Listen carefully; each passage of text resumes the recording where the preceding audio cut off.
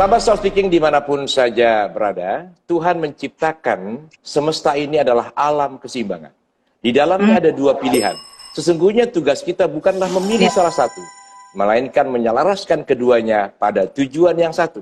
Namun sayangnya banyak di antara kita tidak tahu tujuannya. Akibatnya apa? Mereka dikendalikan oleh dua pilihan. Pertanyaannya, apakah sahabat kita yang sangat inspiratif ini juga mengalami dilema yang sama?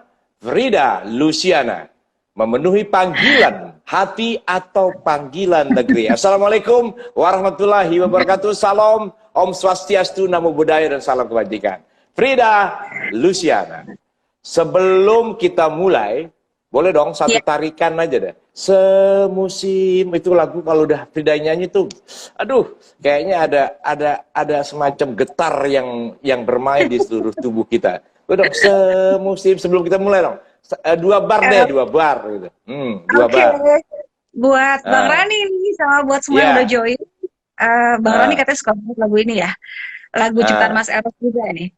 Semusim bersemi bunga dalam kelembutan cakrawala senja. Itu dia, Bang. Wow. Itu langsung bawaannya mau tidur aja itu. Tidur dalam arti tidur dalam perabuan ya, bukan tidur dalam keletihan, dalam perabuan. Ada mahliga yang mengantar kita pada titik-titik lintas kebahagiaan, atau istilahnya jentera, titik jentera hati gitu loh. Frida, sebelum kita lebih dalam, saya mau nanya dikit nih. Frida tuh mulai kapan sih tahu bisa mulai kapan sih tahu mulai bisa nyanyi itu tahun kapan? Waktu umur berapa tuh? SD, SMP atau SMA?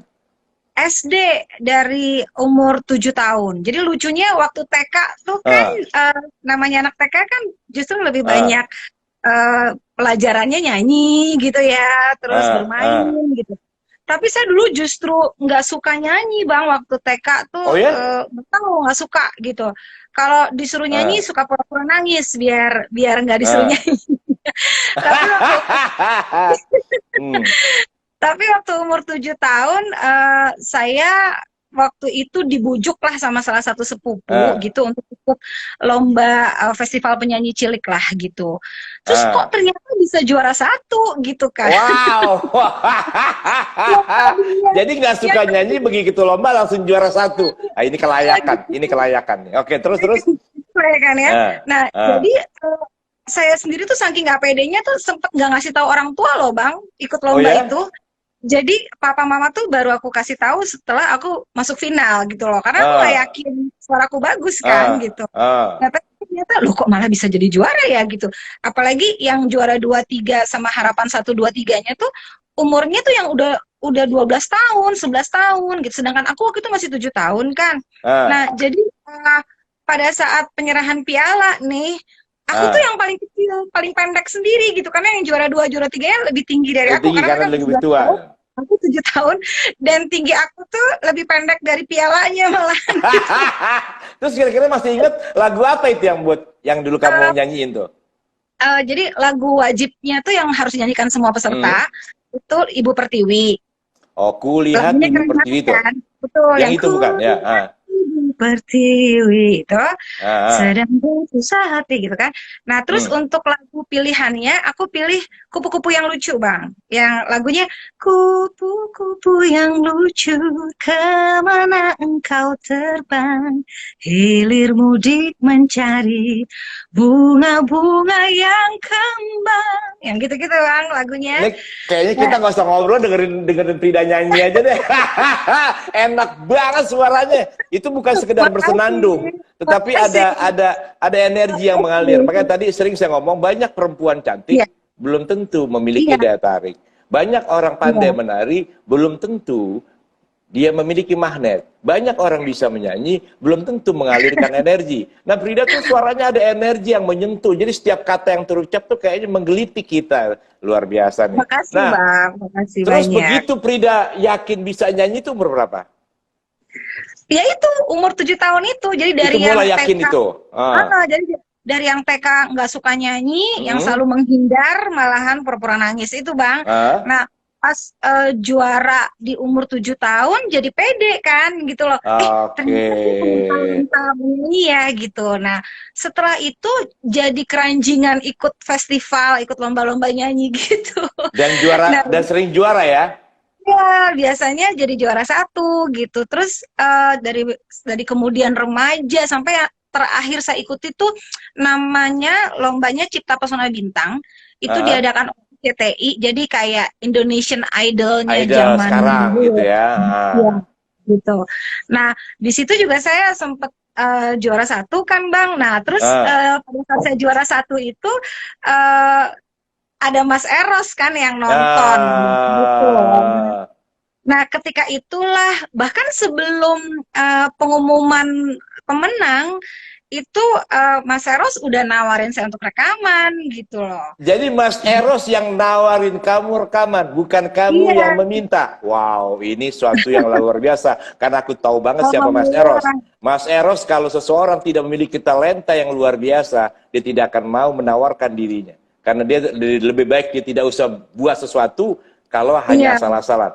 Terus waktu Mas Eros nawarin kamu untuk rekaman, perasaanmu gimana? Terkejut atau nggak percaya atau apa? Campur aduk ya Bang, gitu kan.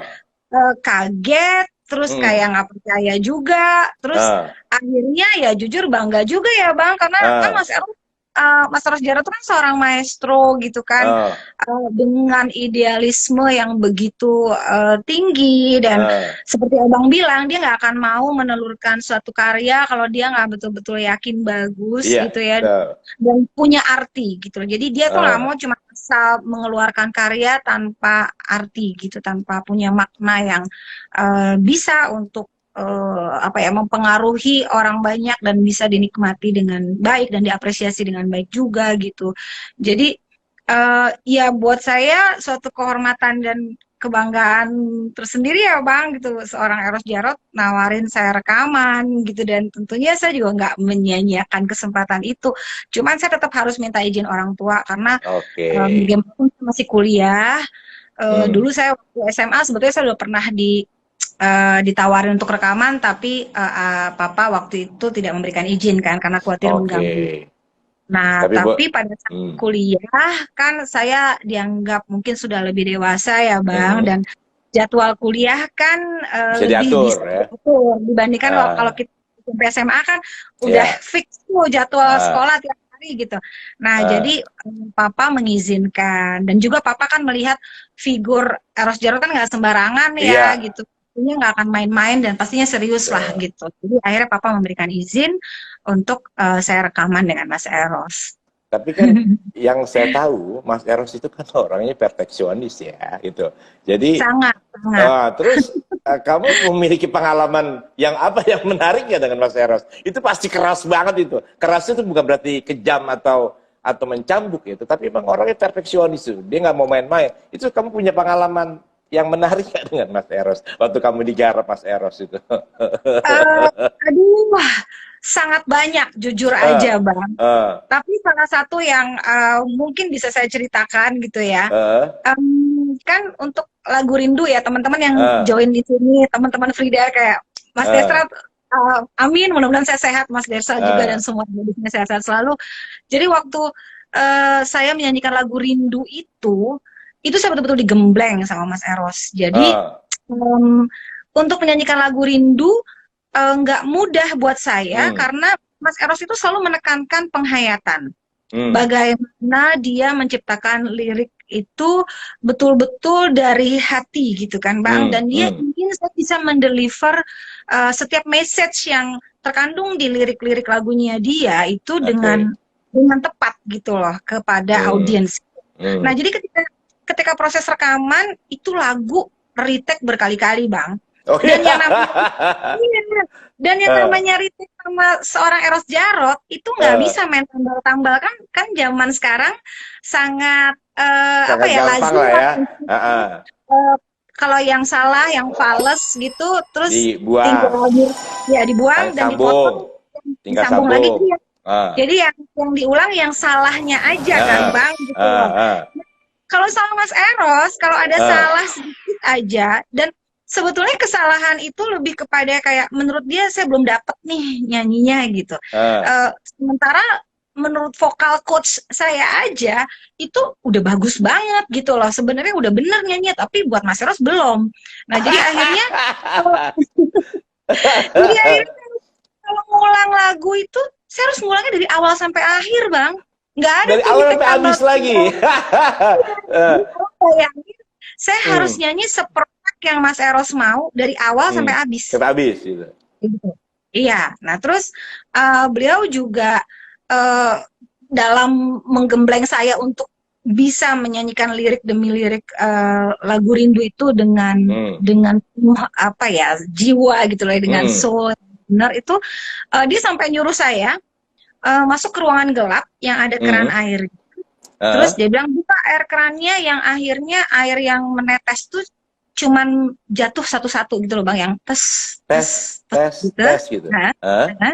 Nah, saya disuruh memejamkan mata, mendengarkan setiap tetesan air yang jatuh satu demi satu itu dengan membayangkan hidup. Segitunya Bang, dia ngegembleng saya gitu loh. Dan kalau kita main tambal-tambal, itu Mas Eros selalu tahu. Dia kupingnya sangat sensitif. Dia akan tahu bahwa ini ditambal ya. Saya nggak mau ulang dari awal. Pernah diuji coba tuh? Kita kerjain coba. Pernah ngalamin? Iya, pernah banget.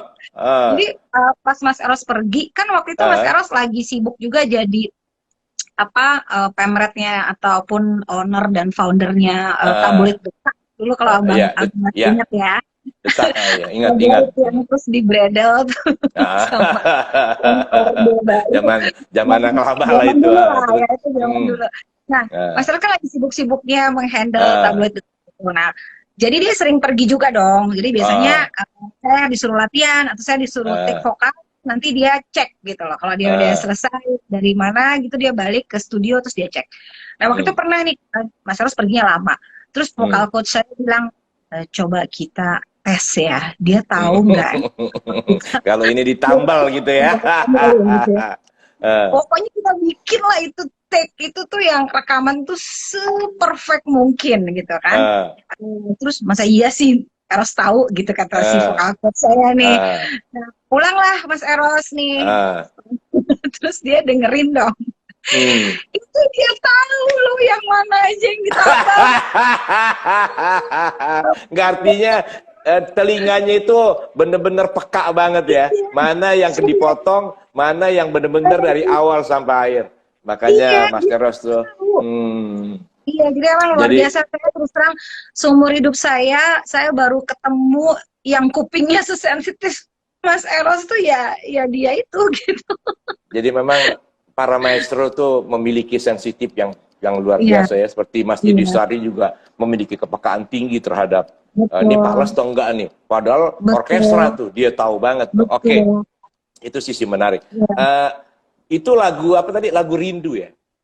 Iya, itu lagu Rindu. Boleh nggak kasih dua bar? Ya, masih ingat nggak liriknya?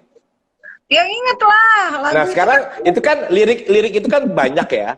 Ada nggak lirik yang paling kamu suka dari berapa kuplet itu? Yang bagian mana yang kamu suka dari lirik yang ditulis oleh Mas Eros itu? Ada dua. Nah, di referen. Jadi kalau di referen tuh yang saat-saat pertama kau dekap dan kau kecup bibir ini dan kau bisikan kata-kata aku cinta padamu. Itu waduh, terus yang lain itu ending refrain. Nah setelah itu kemudian masuklah ke song lagi kan Bang, ke bait ketiga. Itu lagunya gini. Walau ku berjatuhan, menikmati sentuhan, perasaan yang teramat dalam, telah kau bawa segala yang ku punya. Rindu ini telah sekian lama, tepat pendam. Frida, Itulah, ya. Aku suka ngamatin orang nyanyi ya. Ketika nyanyi lagunya yang liriknya itu menyenangkan, itu mukanya kadang-kadang pada serem loh. Ekspresinya itu. Serem. Sering perhatiin banyak penyanyi itu dia kata-katanya tentang keindahan, tapi waktu dia tarik lagu itu naik suaranya itu mukanya serem gitu. Banyak penyanyi kayak gitu. Tapi ketika Frida tadi banyak perhatikan penyanyi-penyanyi ketika lagi nyanyi, terus liriknya kan tentang keindahan, tapi mukanya pada serem. Nah, tapi ketika tadi Frida menyanyikan lagu yang ada sentuhan gitu, tentang cinta, itu mukanya ceria, padahal suara lagi naik. Ini luar biasa. Di sini yang kulihat Mas Eros memiliki kepekaan nih. Sehingga wajarlah Mas Eros menyediakan diri menjadi produser Frida. Nah, Frida, makasih, Bang. sekarang kita masuk ke tema. Ya. Nah, kalau tidak salah, yang saya baca-baca itu kan waktu tahun 90-an ya, kalau tidak salah ya. Tahun 97 atau 98 gitu lah. Itu kan karir Frida lagi puncak-puncaknya gitu ya. Wah, pokoknya kalau kita lihat majalah itu hampir semuanya ada Frida. Malah katanya majalah otomotif aja ada wajah Frida. Pokoknya di mana-mana Frida. Tak ada media yang tidak meliput Frida dan menayangkan foto Frida. Nah, tiba-tiba Frida masuk menjadi PNS. Apa tuh motivasinya Frida tuh? Biasanya kan orang tuh ogah lah masuk PNS ya, apalagi dalam sudah mencapai titik karir yang diimpikan sebagai seorang penyanyi gitu. Kok tiba-tiba Frida masuk PNS? What happened gitu loh? Apa sih motivasinya kamu masuk PNS? Jadi jujur sih awalnya tuh aku kan senang pendidikan ya, Bang. Jadi waktu awalnya aku nggak terlalu tertarik, maksudnya kurang tertarik lah untuk menjadi PNS gitu. Nah, tapi karena aku suka pendidikan dan alhamdulillah di Setnek itu banyak sekali ternyata peluang untuk beasiswa di luar negeri gitu. Nah, kebetulan aku dididik sama orang tuaku untuk selalu menomorsatukan pendidikan. Jadi aku disupport untuk ikut ekstrakurikuler macam-macam. Aku kan dulu orangnya nggak bisa diem ya, Bang. Yang segala PR, pramuka lah, paduan suara lah, gitu kan. Itu aku ikutin gitu sampai aku bela diri, karate, itu semuanya aku ikutin gitu kan. Nah, tapi tetap yang namanya pendidikan itu selalu nomor satu lah. Ketika masa-masa sekolah aku gitu ya, Bang ya. Terus dilalah aku ketemu Mas Eros yang menjadi produser aku pun juga ternyata sama, selalu menomorsatukan dan baik orang tuaku, Mas Eros dan aku sendiri juga gitu ya, itu selalu mengingatkan untuk kamu kalau S2 harus di luar negeri. Gitu. Jadi S1 nggak apa-apa di dalam negeri gitu ya, karena kita juga harus menyerap ilmu wawasan kita secara nasional gitu ya, kebangsaan dan sebagainya di tanah air kita sendiri. Tapi kalau untuk S2 kamu harus ambil wawasan di luar negeri internasional gitu. Dan iya itu kemudian meng-elevate lah ya, Bang, kan wawasan kita ke skala yang lebih luas gitu, internasional. Nah, terus kan pas waktu itu lagi krisis moneter tuh, Bang. Jadi aku fokus untuk wah ini harus pakai beasiswa dong, jangan ngandelin orang tua. Kasihan orang tua aku kan dua-duanya PNS ya, mana mungkin gitu membayar dolar yang sedang tinggi-tingginya. Jadi dasarnya juga emang aku seneng berburu beasiswa. Dari SMA aku udah dapat beasiswa, waktu kuliah juga dapat beasiswa. Nah jadi pas S2 juga aku cari beasiswa dong gitu ya. Nah, pas kebetulan waktu itu aku ditawarin untuk masuk Setnek nih gitu ya. Terus dan saya juga waktu itu dapat info kalau kalau di Setnek tuh banyak loh peluang-peluang beasiswa gitu. Jadi saya mencobalah untuk melamar ke Setnek dan alhamdulillah diterima, dan waktu itu langsung diberikan kesempatan untuk mengikuti seleksi program beasiswa S2-nya AusAid. Jadi AusAid itu pemerintah Australia lah yang memberikan dana beasiswa baik untuk tuition fee, jadi uang sekolah, maupun untuk living expenses atau biaya hidup. Jadi mereka betul-betul mengcover semua biaya gitu. Tapi kan harus ikut seleksi tuh Bang. Seleksinya 6.000-an orang tuh dari seluruh tanah air. Nah terus saya alhamdulillah bersama teman-teman ada sekitar 200-an orang kalau nggak salah yang lolos lah dari 6.000 peserta yang ikut seleksi. Nah terus saya sekolah lah di Australia kan. Alhamdulillah saya sudah bisa menyelesaikan lebih cepat dari waktu yang diberikan pemerintah Australia waktu itu. Nah, tentunya saya harus kembali dong kepada instansi yang sudah mensupport saya untuk bisa ikut seleksi dan bisa menimba ilmu di luar negeri gitu ya. Artinya saya harus mengabdikan diri saya dong gitu kan, dan itu sebagai PNS saya juga harus menjalani masa dinas tentunya. Waktu itu 2N+1 ya, jadi N-nya itu masa studi gitu. Jadi paling tidak saya harus 3 tahun kembali ke instansi asal saya gitu ya.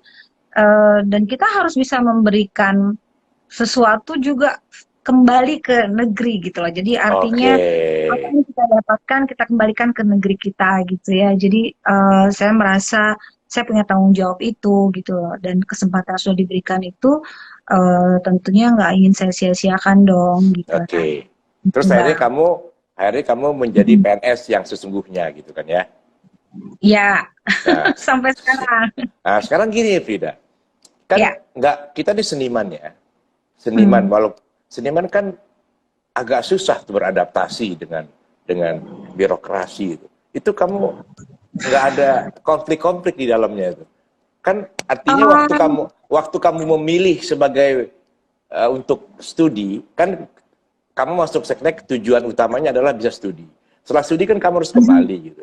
Nah itu waktu itu kan hati kita kan suka nyanyi gitu. Itu ada tarikan-tarikan nggak tuh?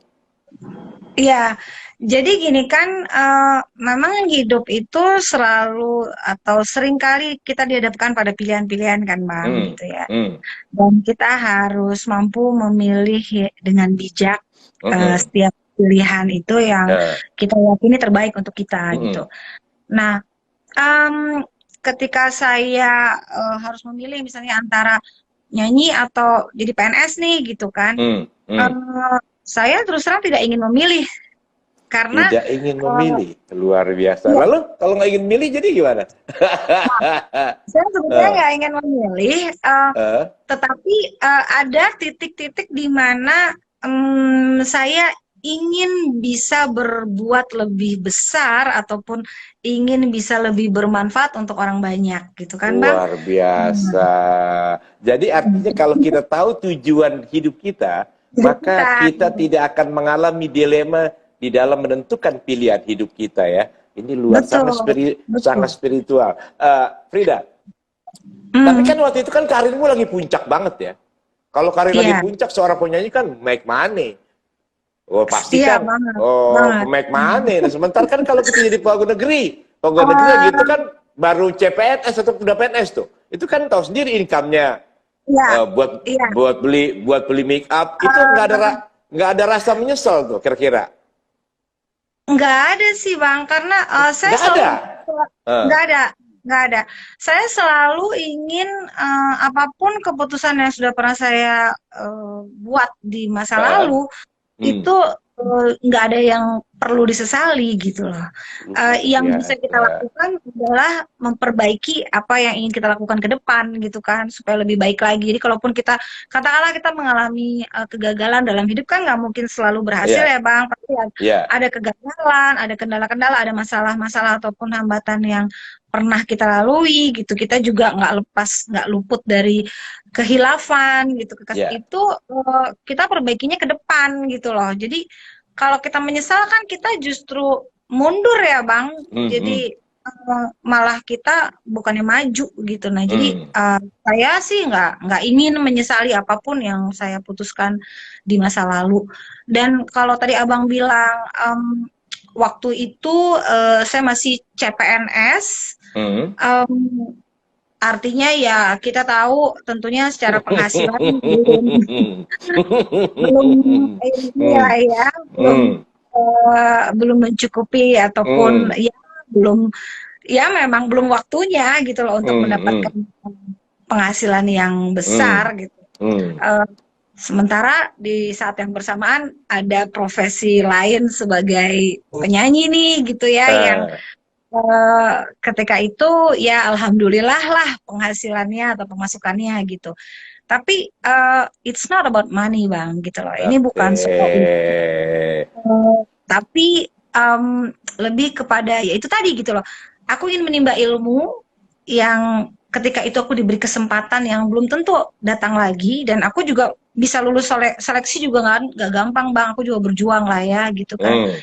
Banyak belajar, dan kemudian juga aku ingin bisa membanggakan orang tuaku tentunya yang sudah membesarkan aku sejak kecil gitu, dan intinya aku ingin bisa berbuat untuk banyak orang gitu, dan aku yakin dengan bekal ilmu yang bisa aku dapatkan di Australia, dan kemudian aku tentu juga mendapatkan networking selama aku di sana kan.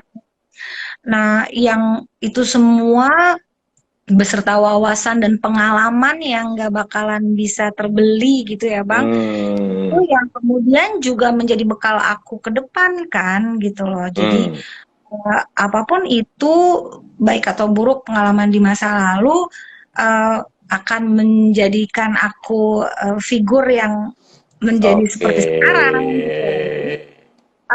Ya aku waktu itu sih nggak ada penyesalan ya, memang aku jadi harus meninggalkan dunia nyanyi dan segala tawaran-tawaran ketika itu.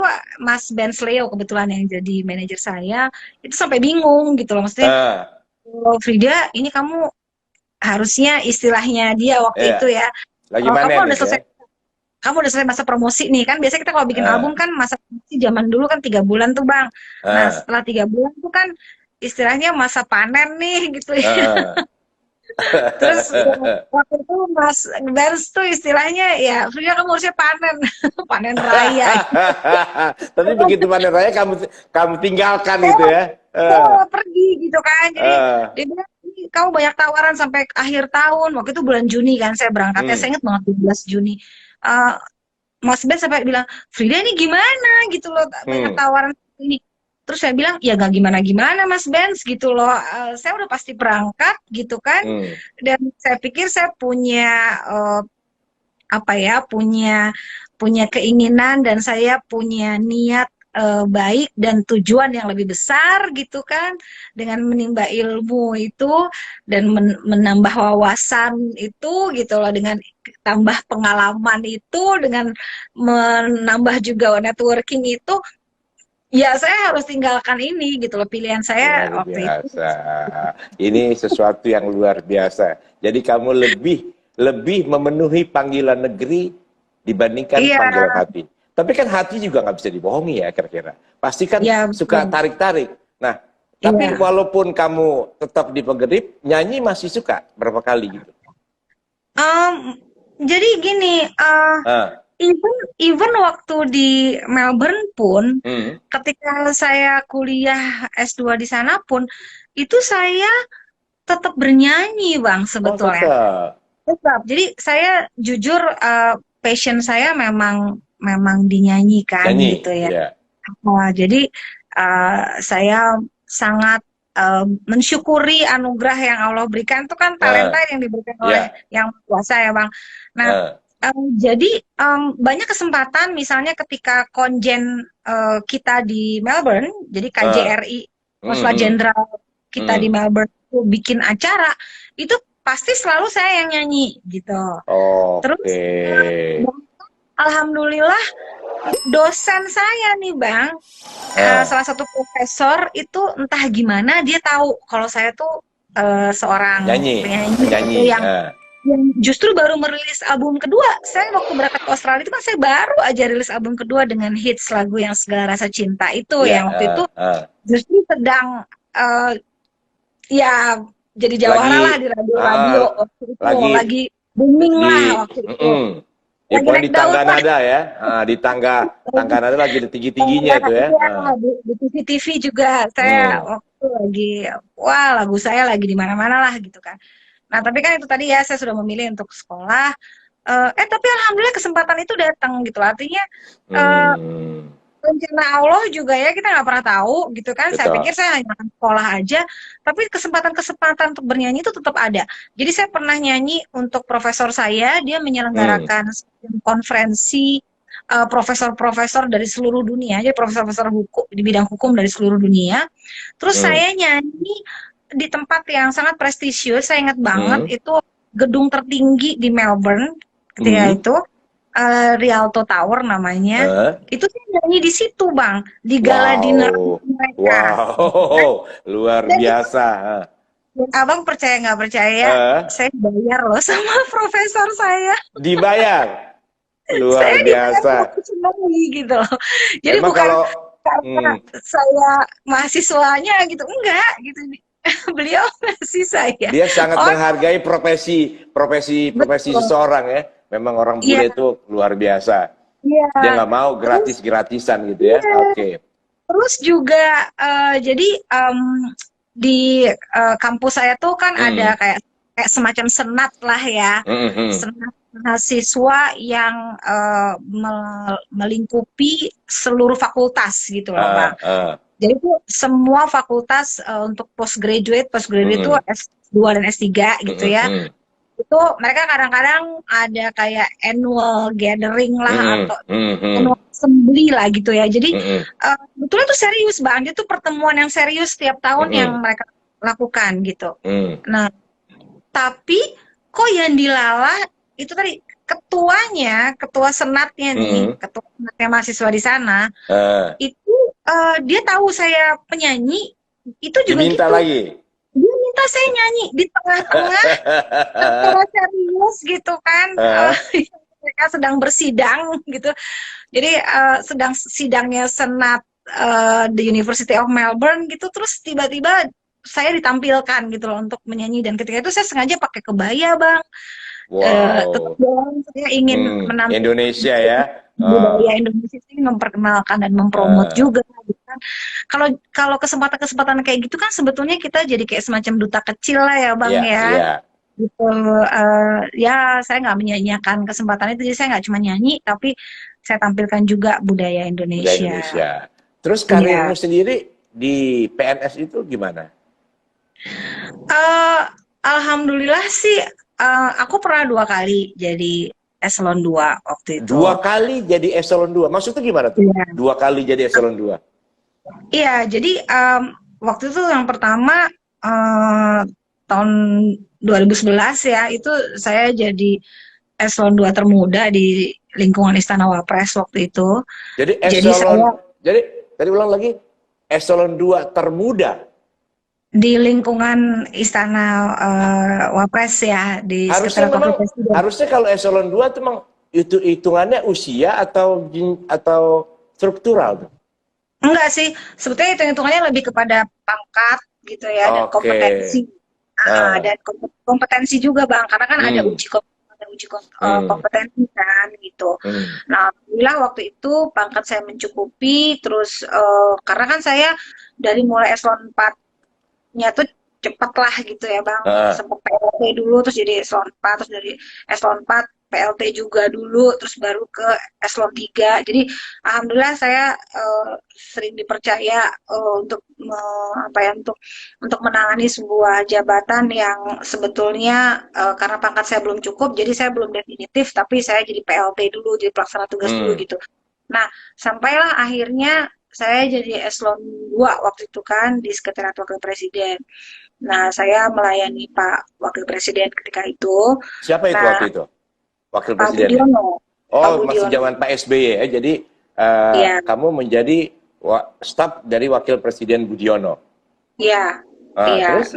Terus Kemudian saya setelah 2 tahun menjadi asdep waktu itu ya, istilahnya namanya asisten deputi ya. Nomenklaturnya asdep, asisten deputi. Terus saya menikah, Bang. Ketika saya menikah, kebetulan suami saya bertugas di luar Pulau Jawa gitu. Nah, saya tentunya ingin juga dong, Bang, ya apa ya, membina rumah tangga lah yang baik gitu ya, yang bersama-sama dengan suami saya. Nah, jadi saya waktu itu mendampingi suami saya, sehingga saya harus mengambil cuti di luar tanggungan negara. Jadi cuti di luar tanggungan negara. Nah, terus jabatannya?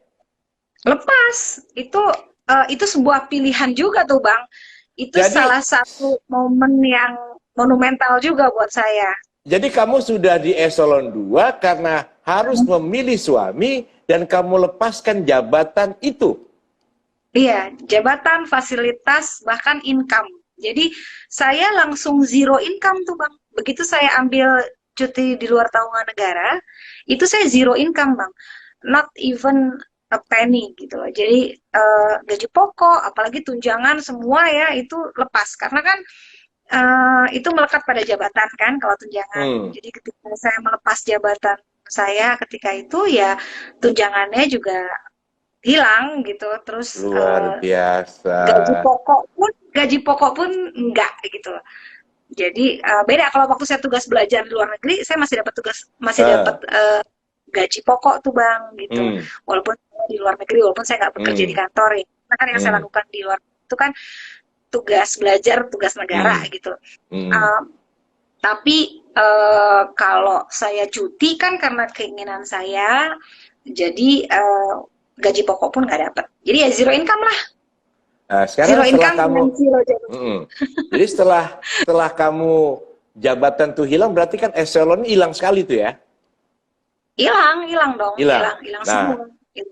Terus setelah itu berapa tahun ikut dengan suami? 4 tahun?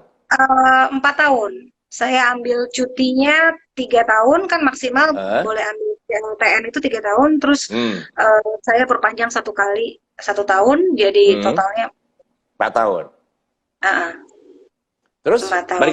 balik lagi ke Jakarta. Iya, setelah selesai 4 tahun. Saya harus kembali lapor ke Seknek dan saya harus aktif kembali sebagai PNS kan, gitu. Jabatannya? Balik ya kan lagi jabatannya? Jadi nggak punya jabatan sama sekali. Nggak punya jabatan. Jadi itu resiko dari pilihan yang saya ambil. Jadi staf biasa gitu? Iya. Jadi staf biasa. Nah, kemudian saya harus ikut yang namanya open bidding atau seleksi terbuka untuk JPT gitu ya. Jabatan. Nah, jadi kalau saya mau jadi eselon 2 lagi, saya harus ikut open bidding, harus ikut seleksi terbuka. Nah, terus saya dapat alhamdulillah bisa lolos seleksi terbuka di Badan POM ketika itu gitu. Jadi saya jadi eselon 2 lagi nih. Makanya tadi saya bilang saya udah 2 kali jadi eselon 2 tuh itu gitu. Jadi istilahnya rezeki itu nggak kemana-mana. Jadinya sahabat Stoic Speaking dimanapun saja Anda berada, jangan pernah takut memilih. Ikuti suara hatimu. Karena ketika engkau memilih mengikuti suara hatimu dan engkau tahu pilihan itu untuk apa, maka apa yang kau miliki tidak akan pernah hilang.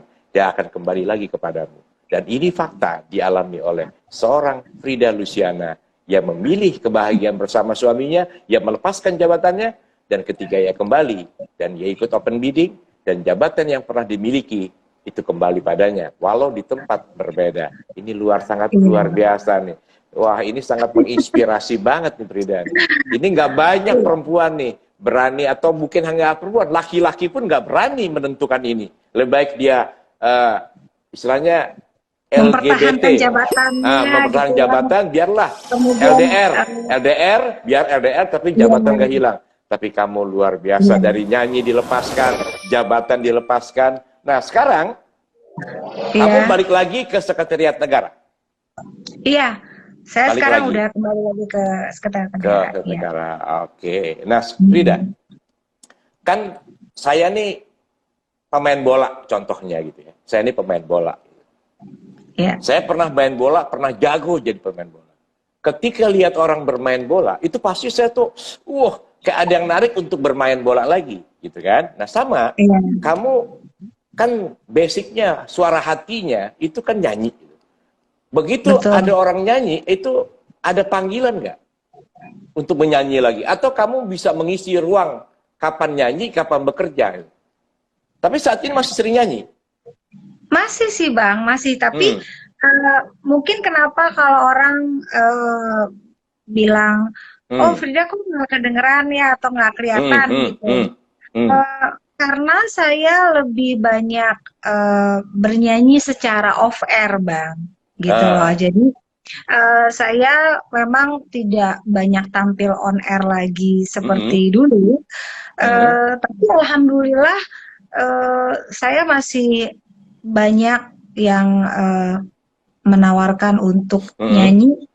Itu baik seperti misalnya di acara-acara gatheringnya corporate misalnya gitu, ataupun di instansi-instansi seperti di kementerian gitu kalau mereka mengadakan kegiatan, bahkan juga di istana juga saya nyanyi gitu kan Bang. Jadi alhamdulillah kesempatan-kesempatan itu tetap datang ya Bang. Jadi Allah tuh, saya tuh ngerasa Allah tuh selalu memberikan jalan aja kepada kita gitu loh. Kalau kita bisa tetap bertanggung jawab dengan apa yang sedang kita jalani. Kan saya sebagai PNS punya tugas dan tanggung jawab kan Bang. Nah jadi itu yang saya harus prioritaskan gitu. Bukan yang saya mengecilkan arti menyanyi gitu loh, tapi kan itu tadi kembali lagi kepada pilihan. Ketika kita harus memilih, kita harus memilih dengan bijak dan menentukan keputusan yang terbaik, yang tepat buat kita. Dan kita yakini apa sih yang akan kita putuskan, tentunya yang lebih memberikan banyak manfaat untuk orang lain. Iya.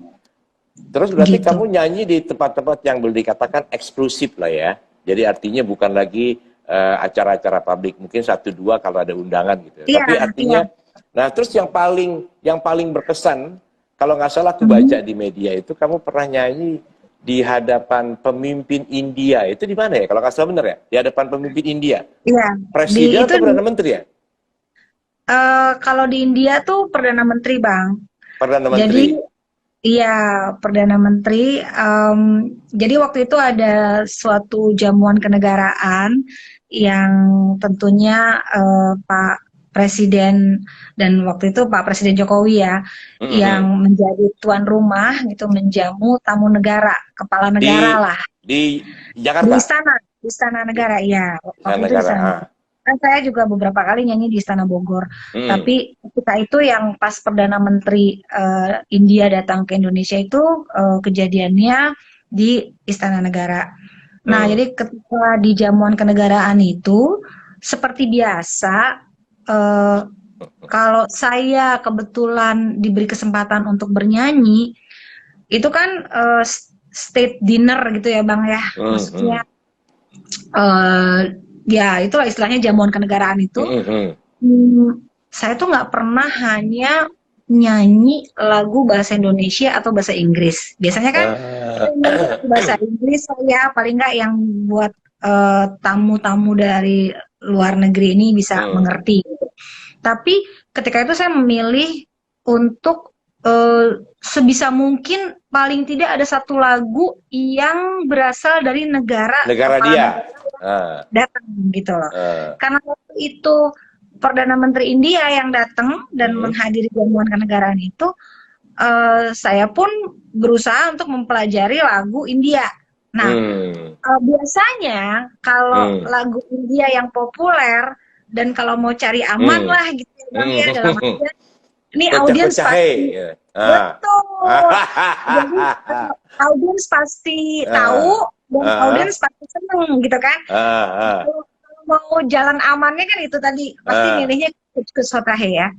Nah tapi saya ketika itu sengaja malah memilih lagu lama, Bang, sebuah soundtrack film yang memang soundtrack filmnya itu sangat monumental lah untuk orang India, gitu, khususnya lama gitu. Karena tuh lagu lama banget tahun 50-an dan kebetulan filmnya tuh tentang Mahatma Gandhi. Oh, yang diperankan oleh orang bule bukan? Bukan. Oh, orang India yang main ya, orang India yang main ya. Oke, terus? Iya.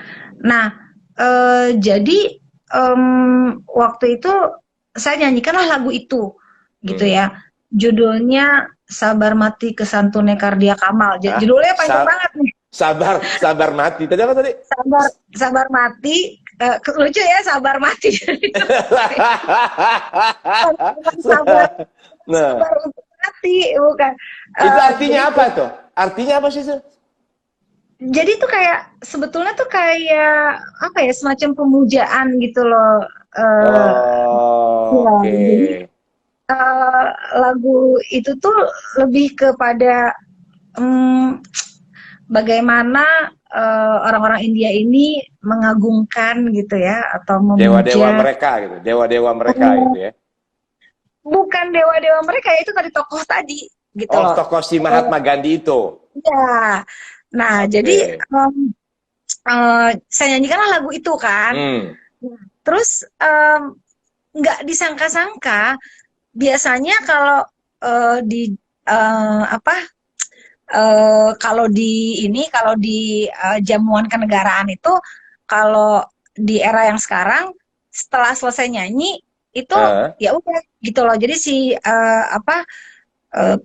beliau-beliau yang dua kepala negara ini meninggalkan tempat, tapi ngelewatin kita gitu loh. Jadi yang pengisi acara nih kan biasanya penyanyinya waktu itu satu orang gitu, jadi kayak waktu itu saya diiringi oleh Kolintang gitu kan, Bang. Jadi Bang, lagu India dinyanyikan Indonesia gitu dengan iringan Kolintang gitu loh. Jadi unik ya, Bang, sambil kita juga mempromosikan musik tradisional. Musik daerah.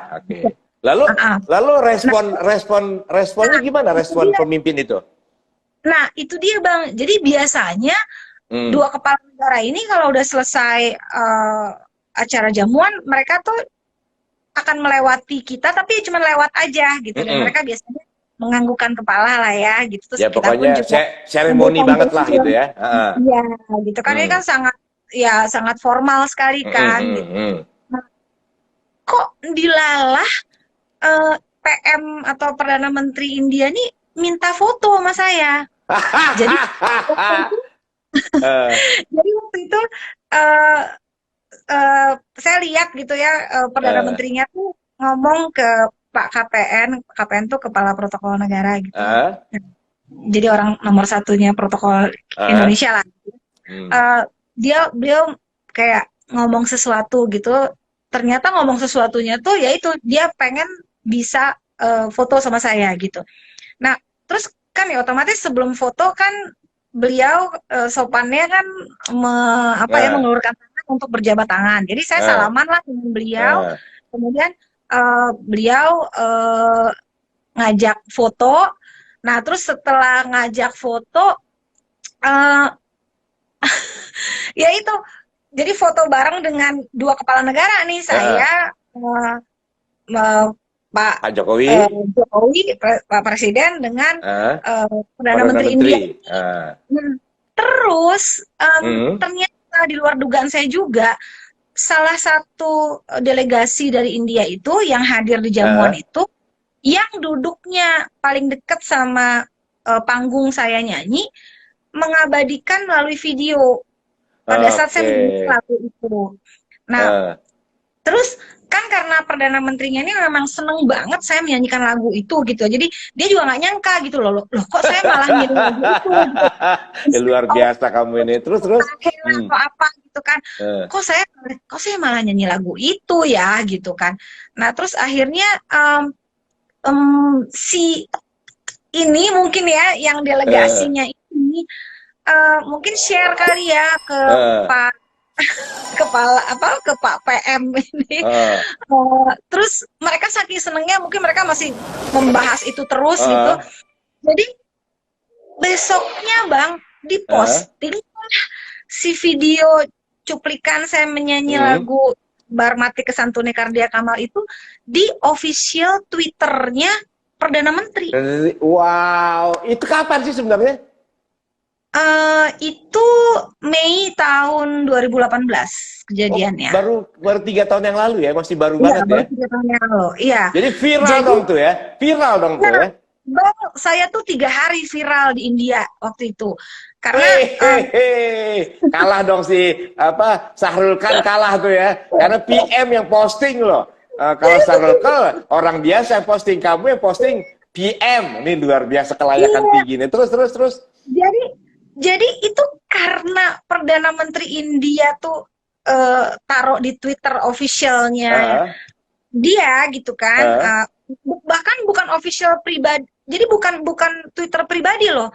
Twitter kantor. Maksudnya ya, Twitter kenegaraan gitu ya.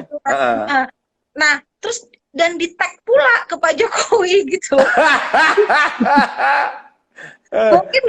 Mungkin dia mau nge-tag saya juga sebenarnya seandainya saya punya akun Twitter ya, cuma waktu itu kan saya nggak punya media sosial sama sekali. Jadi nama saya itu ditulis lengkap dengan ejaan yang betul-betul nggak ada salah satu huruf pun gitu loh. Biasanya kan nama saya suka sering salah tulis ya Bang.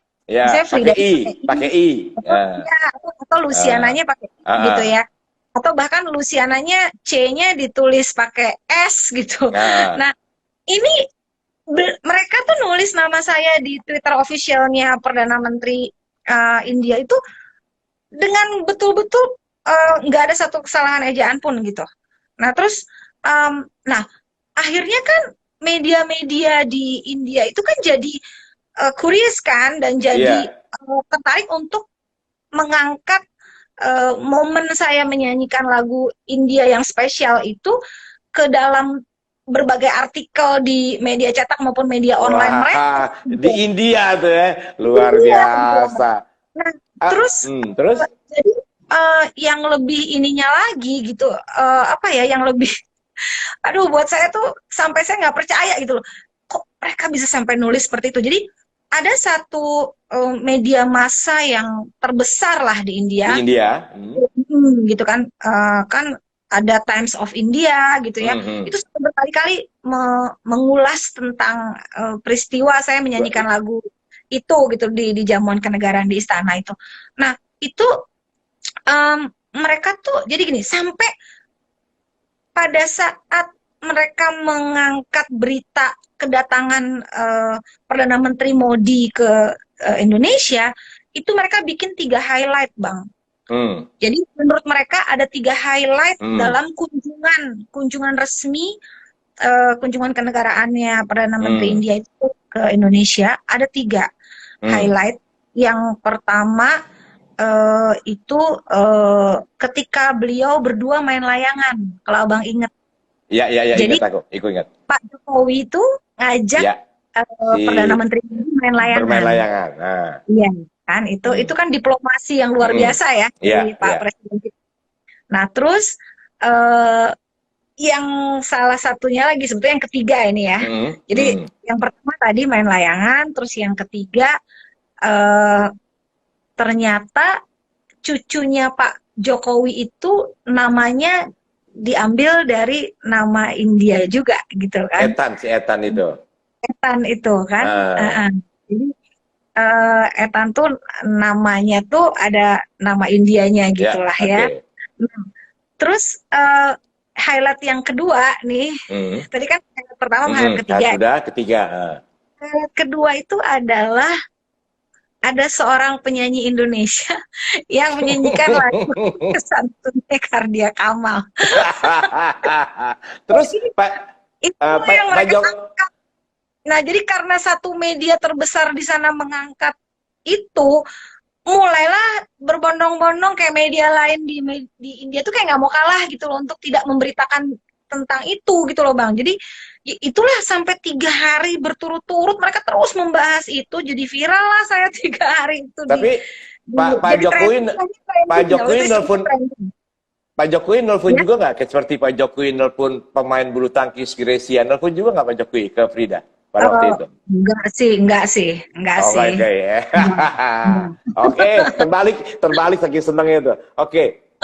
Nah, sekarang aku mau tanya lagi nih Frida. Lagunya kayak apa sih? Boleh nggak sih dengar lagunya sedikit aja? Yang tadi Sabar Mati. Judulnya itu Sabar Mati itu. Pasti ingat?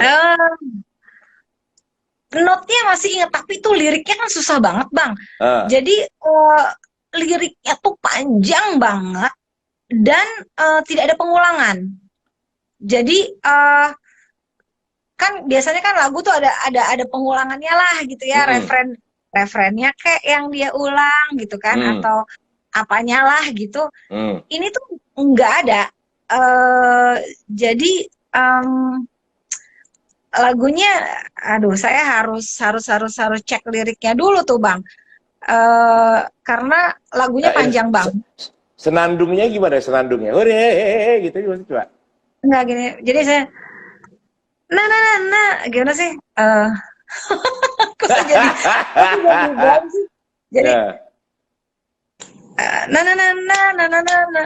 gimana sih? Ya ampun, Bang. Ntar aku kalau perlu nih ngelihat di YouTube nih pasti ada soalnya. Oke, berarti kalau gitu kamu mesti nyanyi lagi lagu dia. Nah, itu kamu latihan berapa hari? Itu kan panjang banget ya lagunya, liriknya. Itu kamu latihan berapa hari itu? Paling cuma 2-3 hari gitulah, Bang. Karena itu kan memang ini ya, kita dapetin lagunya itu untuk saya pelajari itu memang di waktu yang singkat menjelang ini gitu, menjelang Perdana Menterinya datang. Jadi saya nggak punya waktu cukup banyak lah untuk mempelajari lagu itu, tapi kan the show must go on. Dan yang paling challenging buat saya adalah ketika saya harus bernyanyi di depan kepala negara itu, saya harus hati-hati, Bang. Nggak boleh salah itu kan. Kalau salah kan gitu. Yang malu negara itu. Betul.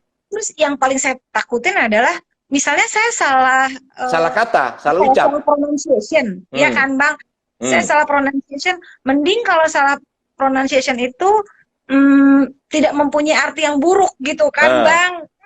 Kalau salah ngomong bisa beda arti, kan jadi malu-maluin gitu loh kalau sampai artinya jelek gitu.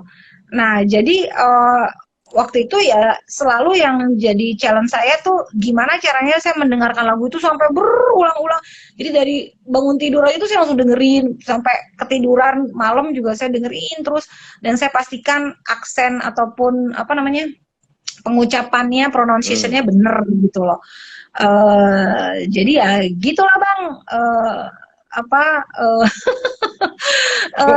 Ini ya challenge ataupun tantangannya menyanyikan lagu-lagu dari negara lain di depan orang nomor 1 dari negara itu gitu loh kan. Jadi ya nggak main-main lah gitu kan. Saya nggak bisa asal-asalan atau saya mumbling ngarang-ngarang gitu kan.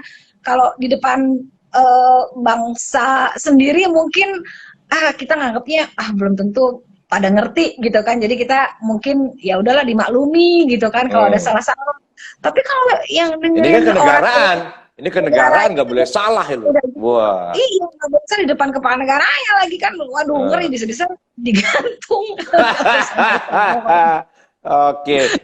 Jadi pengalamanmu ini luar biasa banget ini. Ini sangat menarik banget nih. Frida, kamu tuh jurusan apa sih? Ini dia lagunya nih. Iya.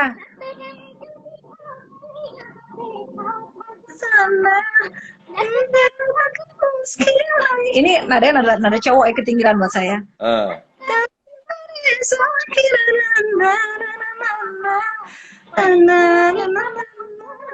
Oh, iramanya gembira ya? Iramanya gembira ya? Iya, kayak gitu, Bang. Jadi lagunya kayak gini lah. Ganti kesantunan kardia Kamal gitu, Bang. Luar biasa. Itu ya kebanggaan bangsa juga itu tuh ya. Ajaran. Ya gitu lah, Bang, lagunya. Oke. Jadi artinya memang ini buatku satu yang sangat surprise banget. Aku juga dulu kan masih beberapa tahun yang lalu lah, puluhan tahun juga suka terlibat ngebantuin acara-acara jamuan makan malam ya di istana ya. Tapi pada zaman dulu gitu loh. Memang nggak ada yang kayak gini, nggak ada. Ya semuanya habis nyanyi dia pulang hanya ngangguk doang. Nggak ada foto-foto dengan penyanyi, itu nggak ada. Gitu. Nah, ini peristiwamu ini peristiwa langka. Ini bicara kelayakan. Nah, Frida, kamu jurusan apa sih? Saya bidang ilmu hukum yang saya pelajari dulu. Oke.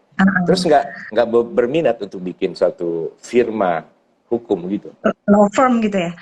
Jujur dulu waktu masih kuliah S1 ya, itu saya memang kepengennya bisa punya law firm sendiri, Bang. Law firm sendiri. Lawyer, gitu kan.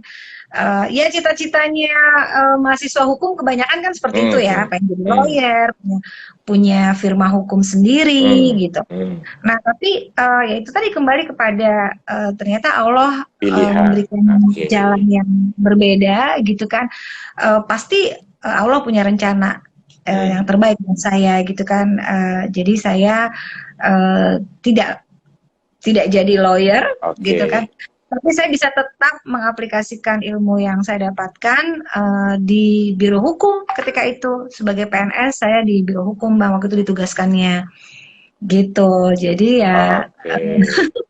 Frida, nih sekarang saya mau nanya nih Frida. Jadi juara nyanyi sering. Mencapai tingkat popularitas, sudah. Mencapai gelar, sekarang artinya Eselon 2 sudah. Nggak punya gelar, nggak punya jabatan, sudah. Dan punya jabatan lagi sekarang. Nah sekarang mimpimu yang terbesar apa? Tujuan hidup kita itu kan sebenarnya nggak muluk-muluk ya Bang, tapi nggak mudah untuk diraih. Itu I just want to be happy gitu loh. Happy in my life gitu kan. Jadi ini tingkat tinggi banget ini nih. Oh ini pencapaian yang luar biasa. Belum pernah aku mendengar. Apa tujuanmu? I'm happiness. Ini jarang banget, ini langka banget ini. Ya tujuan kita itu kan Bang, maksudnya saya yakin banyak orang juga kan mengerjakan apapun, berbuat apapun.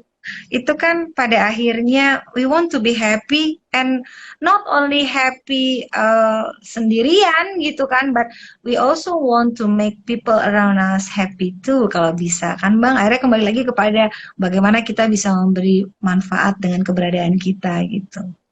Luar biasa, Frida.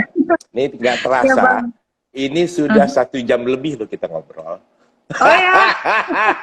Nah sekarang sebelum kita tutup, ada pesan dan pesan terpenting buat sahabat-sahabat kita yang malam ini hadir, agar mereka satu, jangan pernah takut memilih. Apa sih yang mesti kita pilih agar kita tidak menyesal di dalam menentukan pilihan kita? Apa pesan buat kita? Selalulah temukan apa kelebihanmu dan apa kekuranganmu, kemudian kita percaya bahwa semesta ini akan mensupport kita untuk bisa berbuat lebih baik dan bermanfaat untuk orang banyak. Jadi intinya be better gitu kan Bang, and then bisa bermanfaat untuk banyak orang gitu.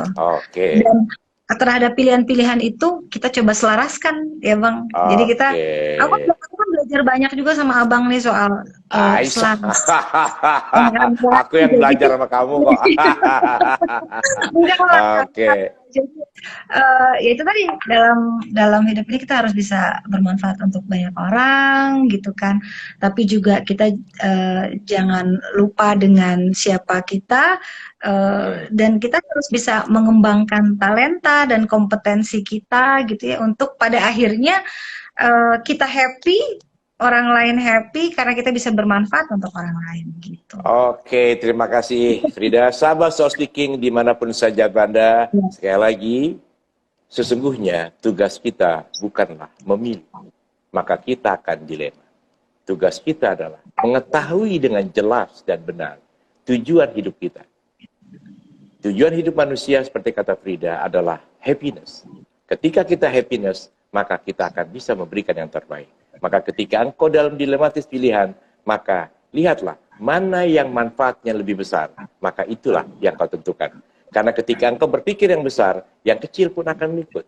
Dan ketika engkau berpikir kepada kepentingan orang lain, apa yang kau tinggalkan akan kembali lagi kepadamu. Seperti tadi, Frida meninggalkan dunia seni, dia tidak hilang. Dan malah Frida menjadi viral, membuat Perdana Menteri India itu menemukan satu kebahagiaan dari yang dia lakukan. Frida, terima kasih. Ya, kiranya selalu sama-sama. sukses. Terima kasih waktunya. Amin. Dan buat sahabat-sahabat Speaking dimanapun saja berada, terima kasih telah datang. Pada Rabu yang akan datang, kita akan bernostalgia. Saya akan mengundang seorang kuncen di Lintas Melawai. Bagaimana Lintas Melawai itu dulu bagian dari kita. Saya akan mengundang seorang pada Rabu depan. Kita akan bicara Lintas Melawai. Ini menarik. Dan setiap kali hari besok, buat yang milenial, ada bicara juga tentang hangout. Kemudian hari Jumat libur, Sabtu ada Mirror of Life, dan Minggu ada Amazing Ladies. Sekali lagi, terima kasih Frida. Lebih dari hampir 1 jam 15 menit. Wassalamualaikum warahmatullahi wabarakatuh. Aku mau sedikit sapa-sapa ya, Bang. Boleh, silakan. Ada Ibu-Ibu Kici nih, Bang. Ibu-Ibu komunitas ya, silakan. Indonesia yang diketuai oleh Mbak Rati Sanggarwati. Ini ada Bu Lili, tadi saya lihat Ketua Kici Kalbar, Kalimantan Barat. Terus ada juga Bu Ana yang selalu setia kalau setiap kali Frida tampil bernyanyi misalnya di live streaming ataupun jadi bintang tamu di beberapa acara pun beliau kalau ada kesempatan selalu hadir. Terus ini juga ada Mbak Livsi, adikku sayang. Terus ada Mbak Rati, itu ada Mbak Rati loh. Oh, ada Mbak Rati. Nah, coba Mbak Rati. Mbak Rati akan saya undang juga lo ngobrol sama aku. Bersedia ya Mbak ya? Langsung deh. Mbak Rati sayang, kakakku yang hebat, yang kehormati. Next bicara sama aku ya.